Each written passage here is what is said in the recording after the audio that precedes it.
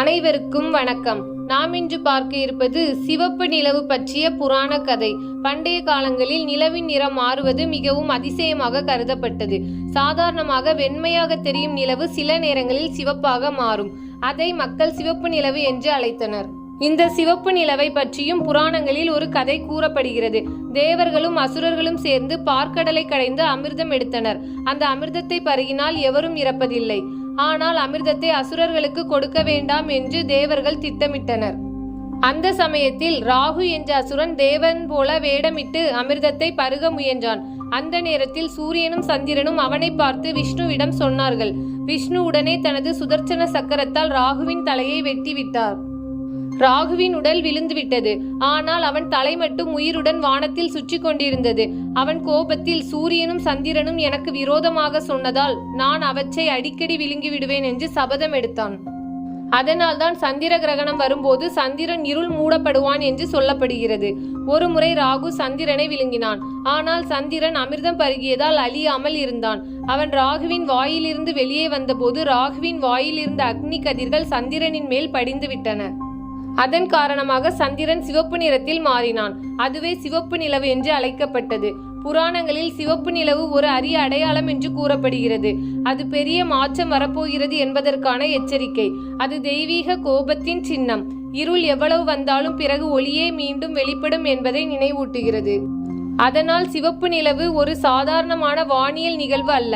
அது புராணங்களில் அமிர்த கதை, ராகுவின் சாபம், தெய்வீக எச்சரிக்கை ஆகியவற்றோடு இணைக்கப்பட்ட ஒரு அற்புதமான நிகழ்வாக கருதப்படுகிறது. அது சிவப்பு நிலவின் போது வழிபாடு செய்ய வேண்டிய தெய்வங்கள் மற்றும் பரிகாரங்கள். புராணங்களில் இந்து சமய மரபுகளிலும் சிவப்பு நிலவு ஒரு அற்புதமான நேரமாக கருதப்படுகிறது. இந்த நேரத்தில் தவம், ஜெபம், தானம் போன்றவை பலன் அதிகமாக தரும் என்று நம்பப்படுகிறது. சந்திரன் சிவபெருமானின் ஜடையில் இருப்பதால் சிவனுக்கு அர்ச்சனை செய்வதால் மனக்கோளாறுகள், பாவங்கள் நீங்கும். ஓம் நமச்சிவாய மந்திரம் ஜபிக்கலாம். சந்திரனுக்கு தண்ணீர், பால், வெள்ளை மலர் சமர்ப்பிக்கலாம். மன அமைதி, குடும்ப சாந்தி, ஆரோக்கியம் கிடைக்கும். சிவப்பு நிலவு தெய்வீக சக்தியின் அடையாளம் என்பதால் துர்க்கையை வழிபடுவது சக்தி, துணிவு, பாதுகாப்பு தரும். அமிர்த கதையுடன் ராகு, கேது சம்பந்தப்பட்டதால் விஷ்ணுவை வழிபடுவதால் கிரக தோஷங்கள் நீங்கும். ஓம் நமோ நாராயணாய என மந்திரம் ஜபிக்கலாம். சிவன், விஷ்ணு, துர்க்கை, சந்திரன் ஆகிய தெய்வங்களுக்கு மந்திரங்களை ஜபிக்கலாம். 108 முறை அல்லது 1008 முறை ஜபம் செய்வது பலனை அதிகரிக்கும். பசு பால், தயிர், வெண்ணெய், வஸ்திரம், அரிசி, வெள்ளி பொருட்கள் தானமாக கொடுக்கலாம். இது சந்திர தோஷங்களை குறைக்கும். சிகப்பு நிலவை நேரடியாக பார்க்காமல் நீரின் பிரதிபலிப்பை பார்த்து ஜபம் செய்வது புனிதமாக கருதப்படுகிறது. நிலவு தோன்றும் நாளில் ஏழைகள், பசிகளுக்கு உணவு அளித்தால் புண்ணியம் கிடைக்கும். சந்திர கிரகண சாந்தி பூஜை செய்யலாம்.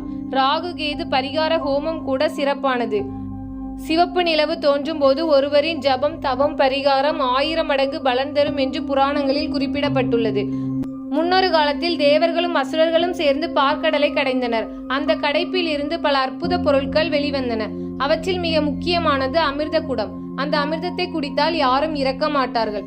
தேவர்களுக்கும் அசுரர்களுக்கும் யாருக்கு அது கிடைக்க வேண்டும் என பெரிய வாதம் வந்தது. அப்போது விஷ்ணு ஒரு மோகினி அவதாரம் எடுத்தார். மோகினி ஆகிய விஷ்ணு, நான் நீதி பார்த்து அமிர்தத்தை பகிர்கிறேன் என்றார்.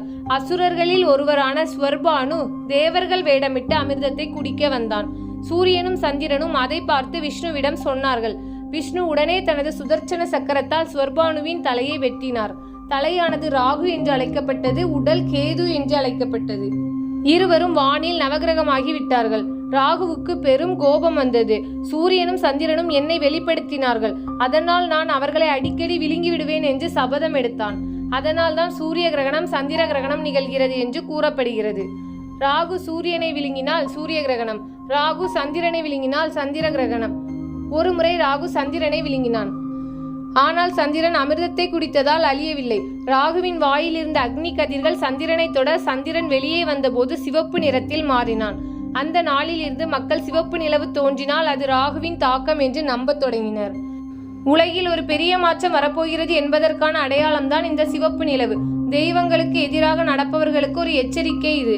இருள் எவ்வளவு இருந்தாலும் ஒளி மீண்டும் வெல்லும் என்பதை நினைவூட்டுகிறது. சிவபெருமானை வழிபட ஓம் நமசிவாய ஜபம். விஷ்ணுவை வழிபட ஓம் நமோ நாராயணாய ஜபம். சந்திர பகவானுக்கு பால், வெள்ளை மலர் அர்ப்பணிக்கலாம்.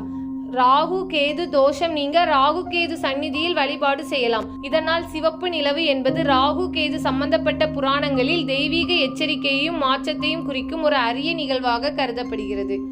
தினமொரு கதையில் கதை கேட்ட அனைவருக்கும் நன்றி.